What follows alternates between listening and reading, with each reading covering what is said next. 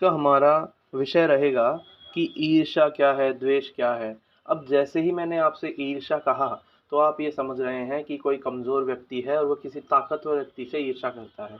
सबसे बड़ी गलती हम यही समझने में करते हैं, क्योंकि ऐसा भी संभव है कि एक ताकतवर, सामर्थ्यशील व्यक्ति भी एक कमज़ोर व्यक्ति से ईर्ष्या करे। इसे मैं आपको एक कहानी के द्वारा समझाता हूँ। एक बार एक राजा है और वो राजा अपने राजधानी में हाथी पर बैठ कर के जाता है, ठीक है। तो वो घूम रहा होता है हाथी पर। अचानक से एक मजार पर से एक फ़कीर उठता है और वो उस हाथी की पूँछ पकड़ लेता है। अब भाई महाराज भी दम लगा रहे हैं, हाथी भी लगा रहा है और वो व्यक्ति भी लगा रहा है, महावत जो हाथी चलाता है, लेकिन हाथी आगे खिसक ही नहीं रहा। अब महाराज की तो बड़ी बेइज्जती हो गई।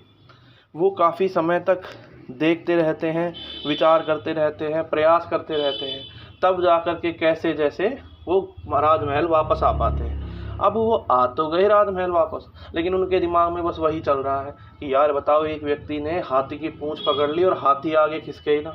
तो उन्होंने फिर एक महाराज को बुलवाया कि जी ऐसी ऐसी बात हो गई, अब मैं क्या करूं, मेरा तो बाहर निकलना भी जो है ना मुश्किल हो गया है। तो महाराज बोलते हैं ऐसा है, उस फकीर को तुम 1 रुपया रोज दे दिया करो, बस उसे काम इतना भर दे देना कि 6 बजे उठ करके और दिया भर जला देगा रोज मजार पर। अब राजा ने ऐसा ही किया, उसके पास संदेश पहुंचवा दिया कि तुम रोज जो है दिया सुबह और शाम 6 बजे जला दिया करो मजार पे, तुम्हें 1 रुपया मिलेगा।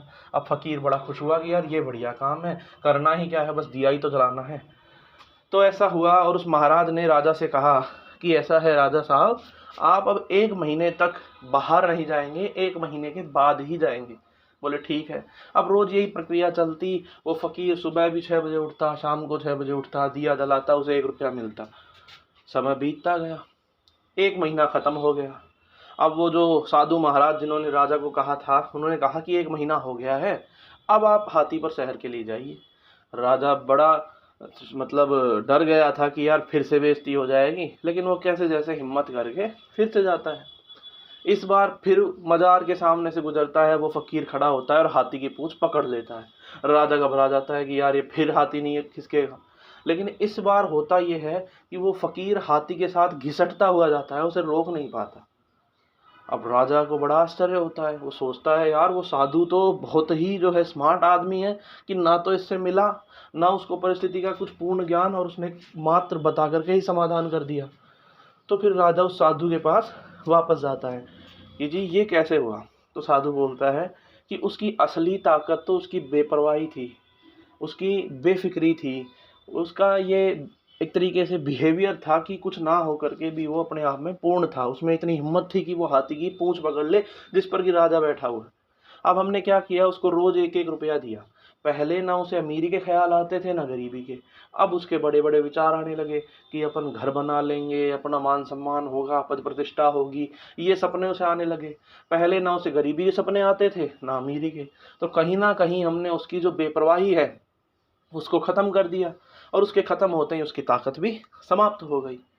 तो कहने का मतलब ये है कि पहली गलती तो हम ये करते हैं, हम समझते हैं कि गरीब आदमी ही अमीर से ईर्ष्या करता है। बिल्कुल नहीं सर, अमीर भी गरीब से ईर्ष्या कर सकता है।